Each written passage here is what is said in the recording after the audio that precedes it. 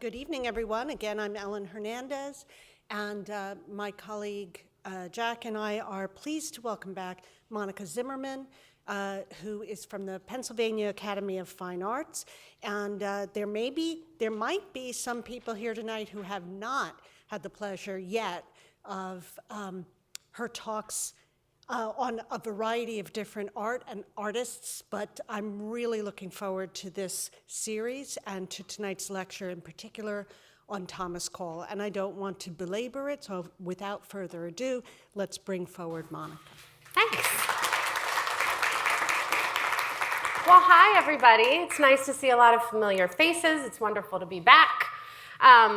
Those of you who know me know that the first thing I'm going to do is tell you what we're doing for the next 5 talks, because I like to make my life harder and build a whole series instead of things that stand on their own. So what I thought would be interesting to do when we decided that we were going to have another art series that starts in the middle of winter. This is my least favorite month of the whole year. I don't know about you. I wanted to look at beautiful landscapes that make me think about June. And the other thing I wanted to do was investigate another discipline a little bit. And so what I want to make sure that we're focusing on today is not just the paintings of the artists we're going to talk about, and not just the paintings of the artists in the next 4 weeks of talks, but the way in which these artists who are painting the landscape reflect evolving ideas of environmentalism, preservation, conservation, and the way that the American landscape should be treated by Americans. So that's my thesis. That's where we're going. And we're going to start at the very, very beginning today. Today we are talking about Thomas Cole. Some of these might be familiar, and I've got 2 of them up on the screen for you because these are massive, beautiful canvases with exquisite detail, and I want you to be able to see as much foliage, as many craggy rocks as you possibly can.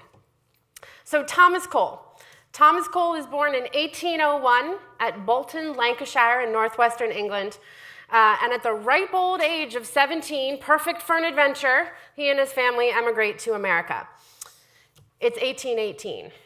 Now, before we go any further, we need to think about 1818 for 1 second to understand where this artist is landing.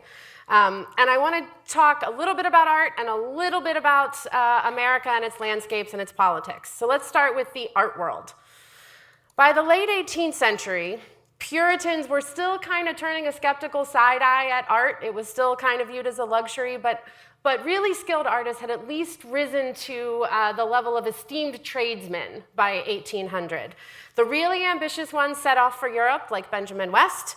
And most artists working in America prior to this moment that we're going to investigate seemed more interested in painting portraits than almost anything else, like the ones that you see here. Now, this is a natural outcome, if you think of it, of a new country. It's a new economy. It's a world without established avenues of patronage like Europe had that would have supported you as an artist. Portraits bring in money. Money pays the rent, right? It makes perfect sense. And portraiture also should not be underestimated because a new nation needs leaders and entrepreneurs to succeed and grow. It needs politicians, business moguls, and yes, celebrities to join large groups of people together in the business of governing and growing. And portraits told those stories and instilled hope, among other, let's say, more self-serving functions that they also performed. Those artists who did paint landscapes in America mostly looked to European traditions for their inspiration. They painted Greek and Roman ruins. They mimicked J.M. Turner, the great British artist. They painted Norman castles. All of these things sight unseen in most cases. And often the landscapes being depicted, they're meant as allegories. So they're telling a story. So they don't need to be American. They don't need to look American. They don't need to have a single American tree in them. Now let's think of American views of the natural world itself. It's still only 1818. We haven't really been around that long. And most of the first Europeans who land in the New World think of the American landscape in one of 2 ways. Either as an evil, forbidding wasteland, that's one view, or as a storehouse of economically valuable resources.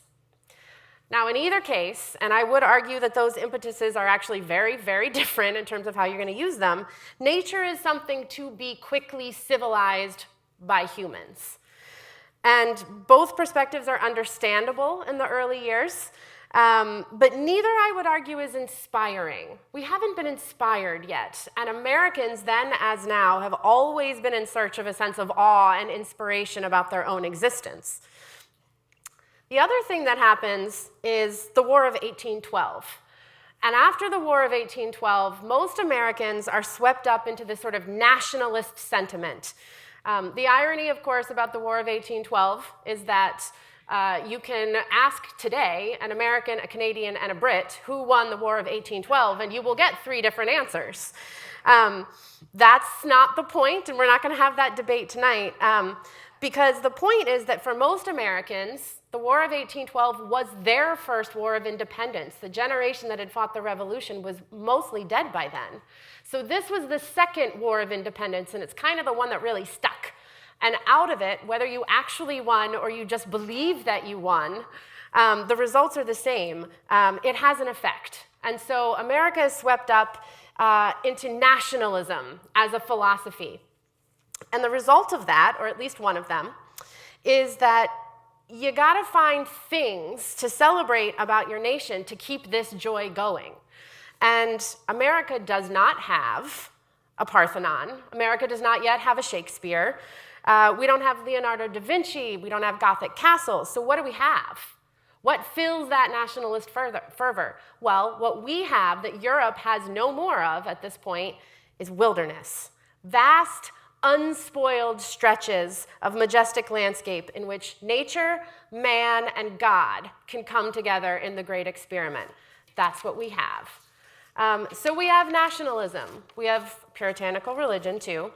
But in that environment, it should come as no surprise that our greatest early cultural exports onto the world stage as a country, our first great artists, philosophers, authors, some of whom are on the screen in front of you, all relate their work to the landscape in some way. They all captured something unique and specific about American woods, mountains, and rivers, and their stories also included another uniquely American detail: native peoples, which Europe had eradicated quite some time before. Okay, so now let's talk to the specific. Again, back to Thomas Cole. It's 1825. And you, the young Thomas Cole, now a mature 24, you've tried your hand at various careers that dovetail with the family's business interests. You've tried being a maker of fabrics, particularly calicos. You've tried wood engraving, wallpapering, manufacturing, all different types of things. But you've also trained lightly with an itinerant artist, one of those traveling artists who would go around and paint portraits in tiny towns across America. And you've visited Philadelphia. You've seen the early exhibitions of American art on view at the Pennsylvania Academy of the Fine Arts. And you want to be an artist. So what do? Well, it turns out that in 1825, the answer is the same as it is now. You moved to New York. That's where you go. It's the center of everything. So you enter that bustling metropolis the same year that the Erie Canal is opening, and you got to understand the gravitas of what the Erie Canal presents for the future of American commerce, unprecedented economic possibilities. And you're also coming from rural Ohio and Pennsylvania into a major metropolitan city. So what do? Well, you go on a lot of vacations to the areas outside of New York. And very quickly, Thomas Cole takes a jaunt from his new urban home into the countryside. He travels up the Hudson River to the Catskill Mountain House Hotel, an ad for which I'm actually showing you right now. He goes there for the first time, and this is a hotel that, as you can see from this image, is sort of perched on the side of the Catskills, and it's built in 1824. It's only a year old when he goes, and it's built to serve the growing tastes of New Yorkers for leisure time pursuits in nature. This idea of picturesque tourism is really, really new in America at this point. You gotta remember, if you're a farmer, vacationing in nature is just like, it doesn't even make sense to you. So we really needed cities to rise up before nature tourism has a place in America. And what he sees essentially from the top of Catskill Falls, which is what is below the Catskill Mountain House, is essentially creation with a capital C from above, a vantage point looking down that most humans at that point wouldn't have experienced anywhere. And he paints several versions of this initial sort of mind-blowing scene.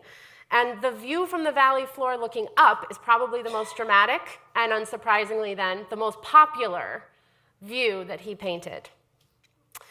Now, what's noteworthy here is that Cole, even this early on, intent on imagining an American landscape that tells the story he wants to tell about the primacy of our wilderness, he leaves out all of the evidence of tourism that's already there by 1825 when he gets there. He doesn't paint the handrails, he doesn't paint the steps, he doesn't paint the viewing towers, all had already been added.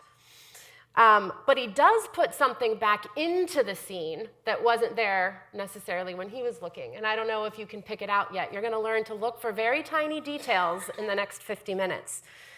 On a remote rock ledge, almost in the center, a solitary Indian is hallooing into space. And of course, by the time Cole's painting this, the native peoples of the Hudson River Valley were largely gone. But for someone like Cole and a lot of the artists who came after him, they were indispensable emblems in their paintings of a vanishing wild. They were symbolic of the ways in which people could live with the land. And here you can see what it actually would have looked like. It's a striking representation. And of course, what's noteworthy here is that for someone like Cole, compared to an English autumn, and the churning wheels of production and industrial steel found in the city he was now living in, New York's pastoral landscape was an untamed riot of color that led into vast, unspoiled wildernesses. And he spent a lot of his time on the boat going up the river, making his sketches. And then once docked, he was sketching the mountains, the waterfalls, everything that was rising and crashing in front of him in a natural way. And when he returns to New York, he paints 3 small landscapes from these sketches and descriptions that he's written, which a local bookseller in New York agrees to show in his shop window, where they are discovered by Colonel John Trumbull, a very important artist of the time who had already sort of been knighted as the artist of the American Revolution.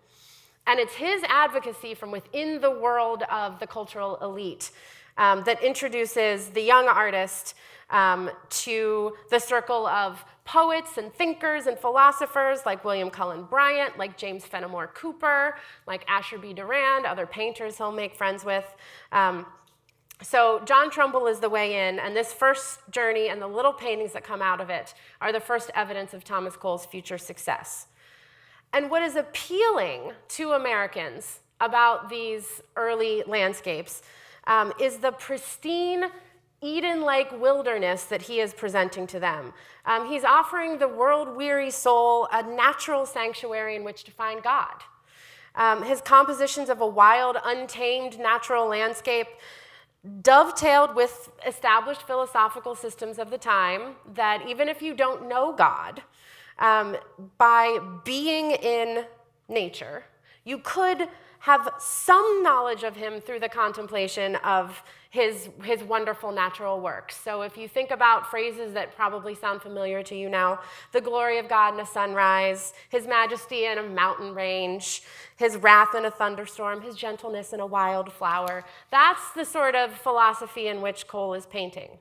But for Cole and the American transcendentalists, and basically every conservationist that's going to follow them, the implications of that relationship between God, nature, and man were different and they were specific than they were for the average American. So this cornucopia of possibilities that's offered us by the untamed wilderness did not suggest to Thomas Cole that God had created a wilderness for man, specifically the American man's, glorified exploitation. That's not where they went. Where Thomas Cole goes with something like this is God has inscribed his being on the natural landscape in the way of wilderness, and to destroy any of that is to destroy God's creation. It's a sacrilege. So the short way of thinking about this, and this is what if you know nothing else about Thomas Cole at the end of this is what you need to know. Thomas Cole, while sharing the religious fervor and tenets of his time, somehow manages to introduce into painting the terms of the great debate over American natural resources that has preoccupied us for the last 200 years. And so that's a really interesting place to start a conversation about painting and America on the world stage. Now here's a little trick for you. I like to give you tricks that you can follow for a couple of weeks at a time. The gnarled old tree trunk. This actually becomes a symbolic marker for these investigations for many artists, Thomas Cole in particular, and it's an often used symbol. And the tree is usually standing in for this idea of our wilderness being the great antiquity that we have, right? So the trees that are older than civilization itself. This is usually a celebration of American antiquities. They sort of dart around the paintings of American landscape painters the way that like crumbling ruins dart around the landscapes of European painters. Does that make sense? But find only a stump of a tree in one of these paintings with the gnarled old monster that you see in front of you already felled. And usually it's being used to invert that symbolism and to comment on human intervention. So that tree comes down and it is the folly of human progress that has taken it down. And so I'm giving you this because I want you to see in these grand canvases that a work like this shows us how very specifically an artist like Thomas Cole is understanding every individual tree that is going into one of these canvases. This is an exquisite drawing. It's just graphite on paper. And in future weeks, when we learn about other artists, you're going to see this hallmark continue to reappear as a symbol that American landscape painters are going to give you as a symbol of their ambivalence about what's happening to the land that they love and that they're making their careers off of, I should point out. So soon after, Thomas Cole is invited to be a founding member of the National Academy of Design in New York. And in 1827, he shows his two most ambitious works to date next to each other at the National Academy. One of them is what you're looking at right now, landscape composition, St. John in the Wilderness.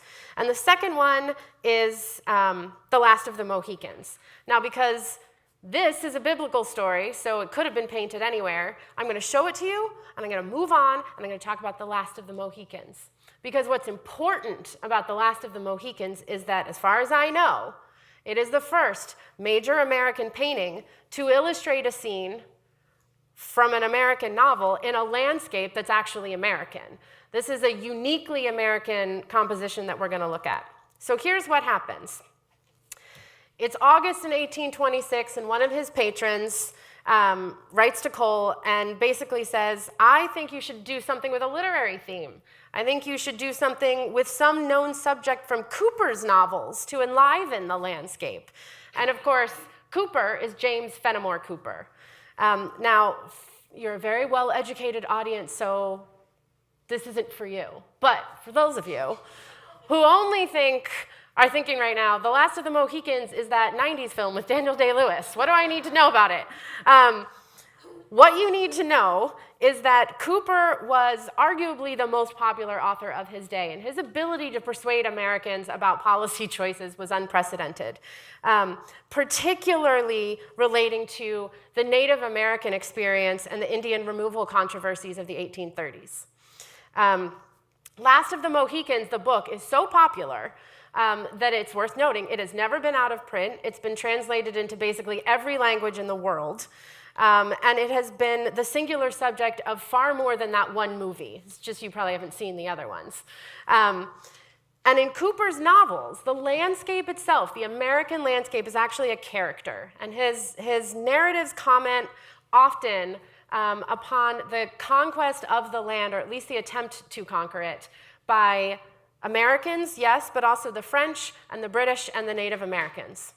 And so the landscape in his novels is always at risk of being, it's at risk of death, right, at the hands of the greedy human interveners.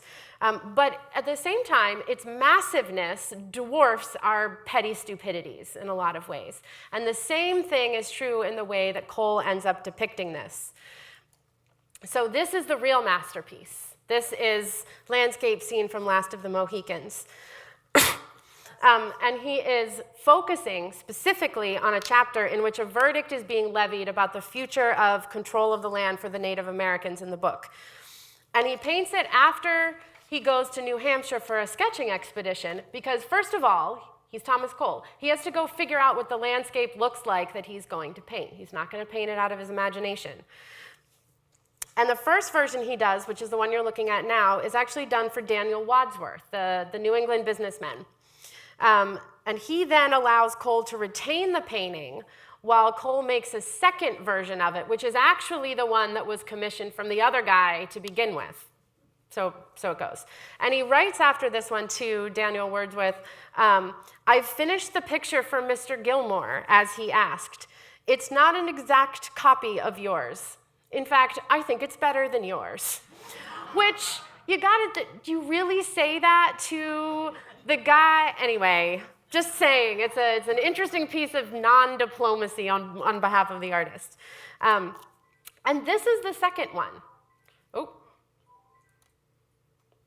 Weirdly, they are the same. Okay, you don't get to see the second one. Oh, yes, you do. Okay, see this? See the cliff edge? So you can see what's gone, right? What he's done in the second one, which is the final one, is that he's removed that sort of cantilevered moment of drama on the screen where all of this action is happening right next to a desperate cliff edge, right? And instead, he's nestled this scene into a sort of like a little mesa between the mountains in this one. And what's important about that in a lot of ways is that he's figured out that he can reduce the staginess of the first scene, still convey his message accurately. He does still give us some really big geologic formations down here that sort of imply that there's a vertiginous drop, but he's taken some of the melodrama out of it. And what it ends up doing is, instead of being melodramatic, now the smallness of human petty drama is it's no longer dangerous, it's just sad. It's just dwarfed by this beautiful, grand wilderness that doesn't care that this tiny thing is happening in the middle of it. So the way scholars sometimes describe it is that he changes it from a uniquely American melodrama to a uniquely American tragedy.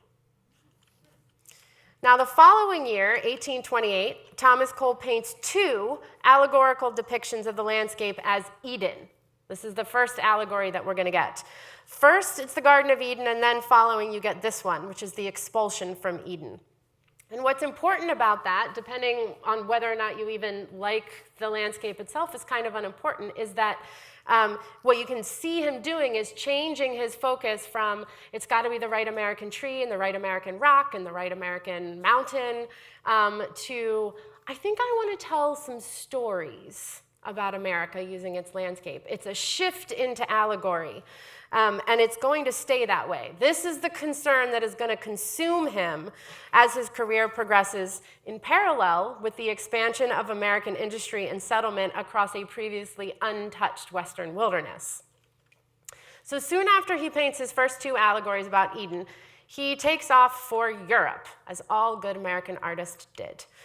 He goes to Europe in 1829 to improve himself. He will not be back until 1832. And he does what most artists do. He travels first to London. He meets J.M. Turner, whose painting I showed you very early on, meets with all the great landscape painters of the day. And then he heads on to France and Italy. Italy, of course, is the subject that is in this particular work. And he is moved, very, very moved, by the great crumbling ruins he visited. They look like nothing from back home, if you think about it. Particularly, what moves him, though, it's not movement in a positive way. It's an emotional response in the negative. For him, all of these beautiful ruins are not celebrations of civilization. They are lingering evidence of human folly.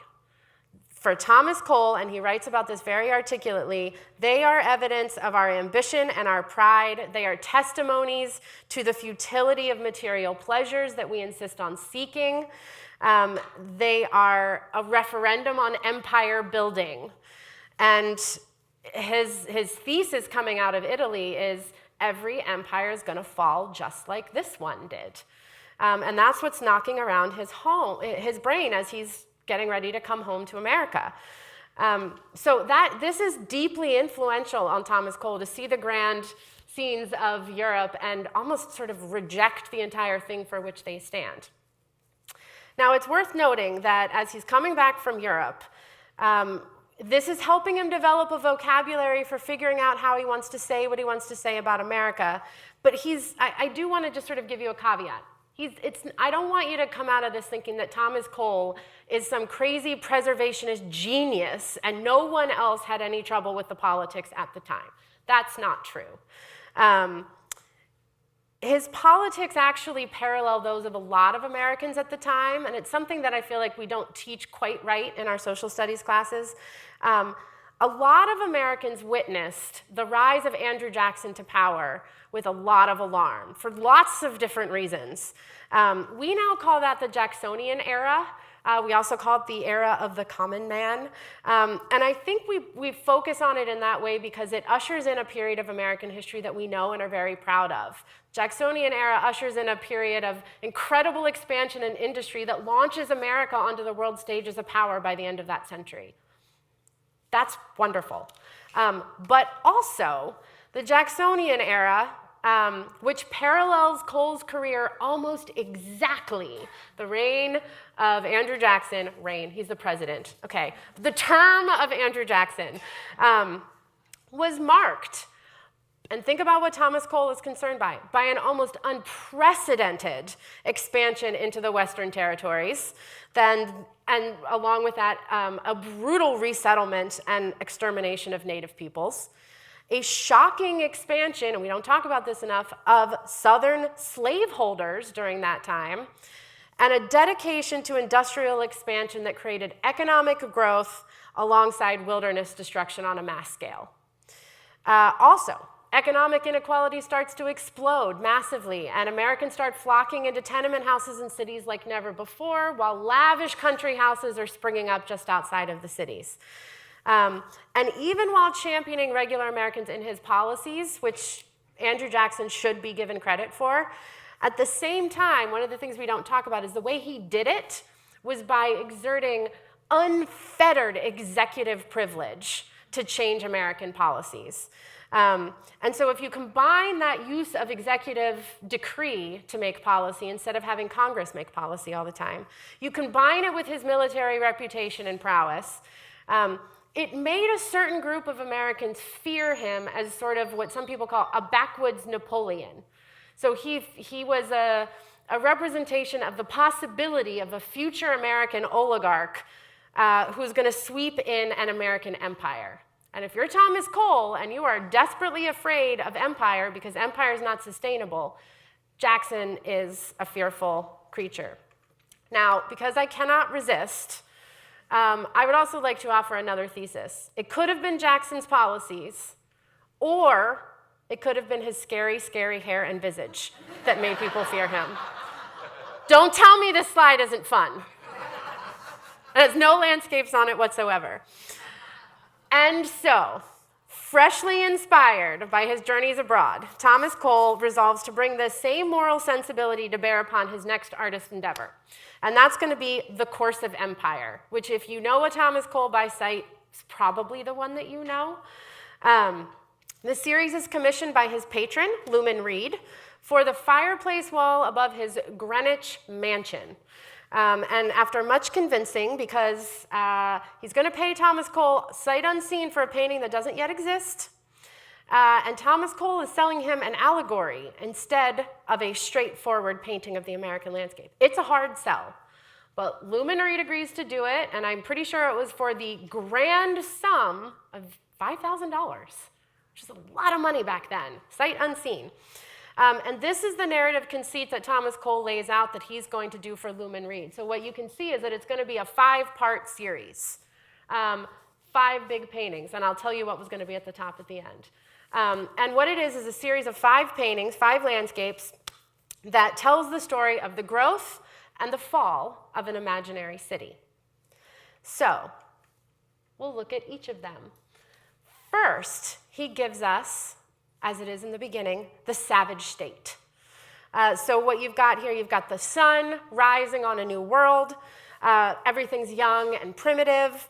You've got this archer down in the bottom corner here, above the sunny, beautiful skies, and it's almost as if his bow and the arc of that arrow that he is about to use to shoot a deer is actually single-handedly going to push back these gloomy skies on the right. There's teepee-like structures in the background. It's a raw wilderness, mostly, with some humans darting about. The second piece in the series is the pastoral. So this is the beginnings of civilization for us, right? We no longer live primitively. We've figured out how to build with stone and with wood. We've figured out how to cultivate crops, domesticate livestock, cultivate knowledge. All these sorts of things are represented. And it's the same scene. It's the same landscape. All of them are, but from a different point of view. Here's your trick. Track the mountain as you shift slowly around it in the various 5 paintings. Same scene. And you've got these sort of small human figures in the foreground that are doing little actions that are standing in for human progress. So writing in the dirt, educating the next generation, taming herds of animals, pursuing leisure activity generally. It's meant to be a perfect world. He called it also the Arcadian state. This is humans in perfect conversation with nature before we ruin everything. The third painting in his series, Consummation. Consummation is obviously civilization at its apex, right? This is our mighty empire. This is what we are aspiring to be. Again, the perspective of the scene has shifted, but you can see the outcropping of the mountain in the back. You're sort of on the other side of it now. And of course, what you've got is mostly Roman-inspired architecture. He did a serious amount of homework on his trip to Europe, and he needed to, use it somehow. In the foreground, you've got this sort of royal palace courtyard with a huge fountain, fine urns, tapestries, all the trappings of luxury. You've got to the left a little causeway here and a bridge that are spanning the near side of the bay with this emperor in red, sort of floating above everybody and returning from war, presumably, in his red cloak. The middle ground, of course, is the bay with all these decorative vessels. And on the far left, of course, you have this grand temple and thousands of people, I can't actually count them, I sort of tried, milling about and weaving in lines all over the canvas. So long are these lines of people that they almost blend into the atmosphere in the background, sort of as if to imply, there's so many of us that we stretch all the way to the tops of the mountains. So far, you can't even see the brushstroke of a human anymore. And so in this gratuitousness, that's how Thomas Cole is viewing this, the works of man have superseded the works of God or nature, which are interchangeable. Downfall from this state is inevitable. There's nowhere else to go, right? So it should come as no surprise that next we get destruction. We get this scene of the fictional empire having fallen. Our fictional enemies have come, torn everything down. They've sacked the city. We've got these choppy, unfriendly waters in the bay instead of the smooth bay we used to have. We've got this sort of cyclonic whirl of clouds in the middle of it, and we're made to look directly at that by the broken shield of this warrior pointing us directly into the fray. Chaos is everywhere. You'll see down here, you've even got this woman in white trying to jump to her death to flee the scene, and these men sort of cruelly pulling her back by her hair and her cape. The reference there on Thomas Cole's end is pretty obvious about how bad things are going to get. Things are very sinister in this moment. The statues and columns are all broken. Flickers of flames are everywhere, right? It's hopeless destruction. Man's vanity, need for luxury, and domination of foreign peoples has finally contributed to his ultimate downfall. And the final scene we get is, of course, the aftermath, the ruins. It's the same perspective, more or less, as this one, except, of course, everything has been retaken by nature. If you get really close to this, you'll note there's not even really wildlife. There's not even like birds flickering around in these ruins. It's really quite desolate. And of course, the moralizing message here for Thomas Cole is the triumph of God. So man's gone, but nature has endured. The cycle has ended, we've been ended, but it's ready to begin again. So this is a very straightforward and heavy-handed allegory in a lot of ways. He originally included, if you remember from that first sketch, there were three rectangles at the top.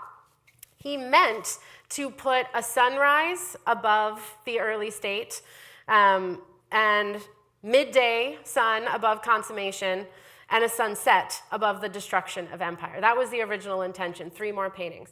But Lumen Reed dies before he gets to that part, and so he doesn't paint them because this is more or less a complete series.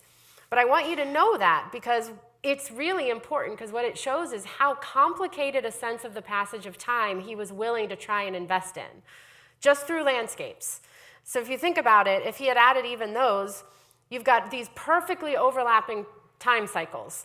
You've got dawn to dark, you've got early spring to late winter, you've got the advent of man to the fall of civilization. And in large measure, this is considered one of Thomas Cole's greatest contributions to painting, because it shows a really contemporary understanding of theatrical devices that you might be able to use to make a landscape even more powerful than just a depiction of land. You can use theatrical devices with a landscape to tell a story, to make a point, to share your morals. But this allegorical vision, this moralizing message, this is not one that the American marketplace knew what to do with. Remember how much we liked Catskill Falls in the beginning of this story? It was beautiful. We liked things pretty. And it included his patrons. They didn't know quite what to do with this either, even though it had been commissioned. So Thomas Cole will continue prolifically to go back to painting those scenes of the purely American wilderness that had made his art so popular. So depictions of specific sites and well-known places in the New World that would satisfy his patrons and his popular audience. Scenes like the Oxbow. Or maybe you've seen this one if you haven't seen Course of Empire. This is very famous. It's one of the most iconic images of what will eventually be called the Hudson River School. I don't know how many of you were waiting for me to say the Hudson River School. It's the name given to the movement that includes all of the painters that we're going to talk about in this series. But I want to be very clear. Like most other names in art, it is not a phrase they used about themselves. They didn't call themselves the Hudson River School painters. These titles are given to artists, usually by critics who come later trying to find a way to put a bunch of people into a box that's easy to explain in a single paragraph. So I'm just going to keep talking about each of them as artists. I'm going to let them be messy. Just like art is messy and America is messy, they're going to be messy. Sometimes they'll think the same way, and sometimes they're going to think in opposite directions. So the Oxbow here is a super important, famous loop in the Connecticut River. It's still there, as far as I know.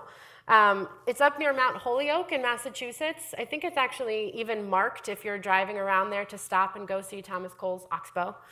And Cole's depiction of it, you'll notice, is almost a split-screen landscape, right? So he's got this sort of peaceful Arcadian vision on the right, and the sublime quality of nature, right? Those massive threatening storms that God sends our way unpredictably on the left.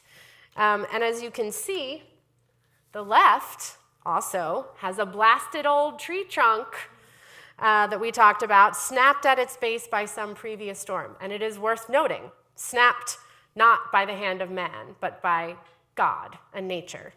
And on the right is the scene of an improved landscape, if you will. Improved is going to be in air quotes, where fence rows mark off geometric patterns of cultivated fields. Wisps of smoke start to sort of drift up in the background. Boats are plying the river, and tranquility is pervading the scene. It is, for all intents and purposes, the pastoral stage from the Course of Empire, but actually in America, as opposed to perhaps in a mythical Rome. And his patrons and his American audience much preferred this to allegory, even though Thomas Cole is still kind of trying to tell you the same story. Now, his ease of access to these landscapes, like the Oxbow, is made possible because after 1827, he's actually renting a room from a man who owns a place called Cedar Grove up in the Hudson River Valley. It's a 100-acre farm that overlooks the river. It's in the village of Catskill. He's been renting it for years. This is one of the houses on the property. And it's there that he's going to meet and fall in love with Maria Bartow. They would get married in 1836. So he's been going up there for about 10 years. It's a nice long courtship. She is also Thompson's niece, so they live on the property even after they get married. They're actually able to build a place of their own while they live there. And one of the things that we know is that he wrote a lot, as did his friends. So we have a lot of records of just sort of day-to-day life.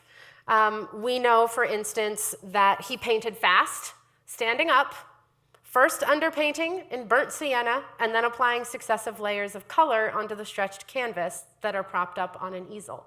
It's a pretty specific amount of information about an artist's process that he left us. It's also possible that he had a photographic memory for scenery, because he actually never painted on plein air. A number of the artists we're going to study are going to go out into nature, paint nature while they're there. It's part of the experience. Not Cole. Cole will do some light sketches, but they're very rudimentary, and long poetic descriptions. And he takes these and he paints the scenes long after he actually visits these places, from memory, from the sketches, and from the poetic descriptions. What's fascinating to me, anyway, is that his poetic descriptions, not of the landscape. They are of the feeling that the landscape engendered in him. So one critic put it this way, and I kind of like this way of thinking about it.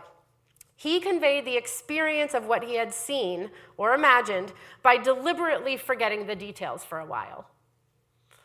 And yet they are strikingly perfect if you know these areas. It's really remarkable. But these are lovely stories. But time is passing for Thomas Cole. 1825 to 1836, 1840, that's a lot of time in American industrial development. And while Cole remains totally enraptured by the mountains, crags, and verdant valleys that rim the Hudson River, by 1837, when he paints this view on the Catskill, the landscape is beginning to no longer look the way that it looks on this canvas. The Canajoharie and Catskill Railroad was being constructed through the heart of the valley, and it was threatening hundreds of trees, and Cole was despairing about the effect it was going to have on the landscape, which he called a ruthless sacrifice. Tree for a railroad. It's a very, very specific perspective. And in the painting, these sort of misty, distant mountains, the calm light on the water, these pastoral figures having a lovely afternoon together, they constitute a scene that he is beginning to mourn as lost forever. He's not sure we're ever going back. And he ends up writing a whole treatise on this. In 1836, he publishes something called Essays on American Scenery, an American monthly magazine. And he states all of his strongly held views on the essential quality of the landscape to the project of American democracy. He also throws in a little bit of nationalism, a little bit of romanticism, a little bit of God. And one of the things that he laments, he says it's a tight little phrase, it's not too flowery, "Yet I cannot but express my sorrow that the beauty of such landscapes are quickly passing away. The ravages of the axe are daily increasing. The most noble scenes are made desolate, and oftentimes with a wantonness and barbarism scarcely credible in a civilized nation." Them's fighting words, right? For a country that's like built on log cabins, you gotta cut down the tree. Now, so his next major series, which is the Voyage of Life here, it shows you how impossible it is for him to let this stuff go. He's going to be drawn back to allegory and using his brush to forward his philosophies almost every time. He's got to comment on the environment. And so he paints this 4-part series called the Voyage of Life. This is the first one. This is childhood. And it involves a hero journeying by barge along the river of life from infancy until death. And it's set in the American wilderness. The foliage here is American. And on first spec, I don't know about you, but when I look at this, these paintings are like, they're a little too neat and tidy. They're a little too pat. They're a little bit too much like a Victorian illustration in a children's book kind of thing. And that's why they were so popular with Americans. They knew what to do with this allegory in a way they didn't know what to do with the course of empire. So of course, childhood. You've got man, human, in the boat, and we've got our guardian angel, right, who's watching over us as the infant sails down this sort of safe waters bordering lush fields, etc. And then in the second stage, youth, now the guardian angel watches from the riverbank, having been, pushed out of the boat by the hubristic young man eager to pursue his own exotic adventures all by himself, which are illustrated lightly up there in the clouds for you. He wants to be the captain of his own ship of fate, right? And then, of course, the guardian watches us from the heavens, a benign but sort of abandoned presence forsaken by men who have lost their search for God and their search for selfish pleasures. In middle age, Cole seems to say, we're just too far gone. We've lost hold of nature and God by the point of adulthood. It's already lost to us. All we can really do is just pray to get through it. And finally, at the end, old age, the end of life, the traveler, having finally made it from the innocence of childhood through the trials of youthful hubris and middle age, through faith alone to the moment of old age.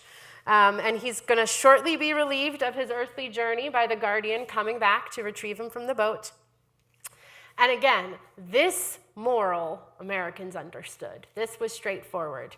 But what's really interesting, and I tend to believe this probably infuriated Cole on some level, it's this one, youth, the second stage. Remember when we're so hubristic that we push all of the spiritual help out of the boat?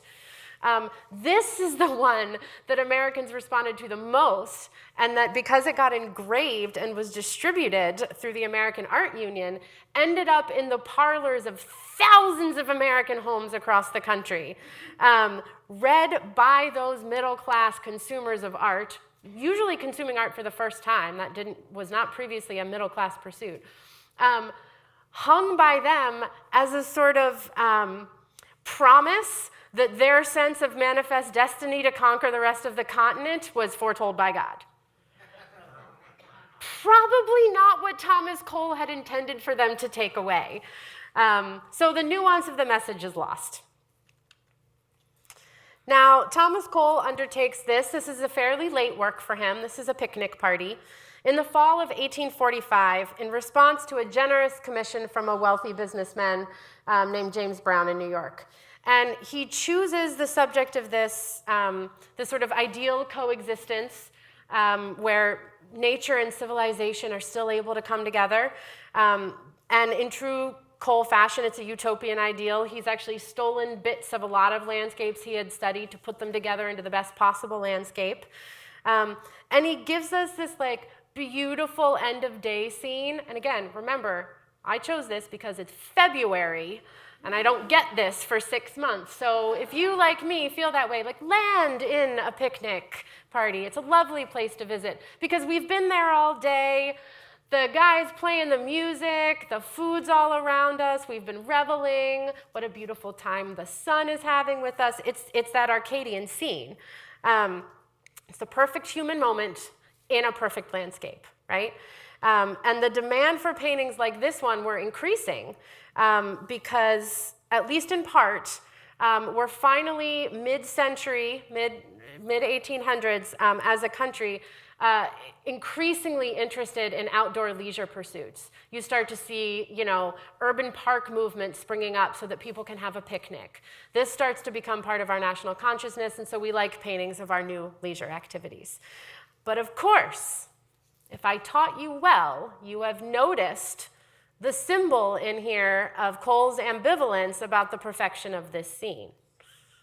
You will have noticed, and I assume all 100 of you have found it by now, that the otherwise lighthearted scene is marred by this axe-cut tree stump so prominent in the foreground.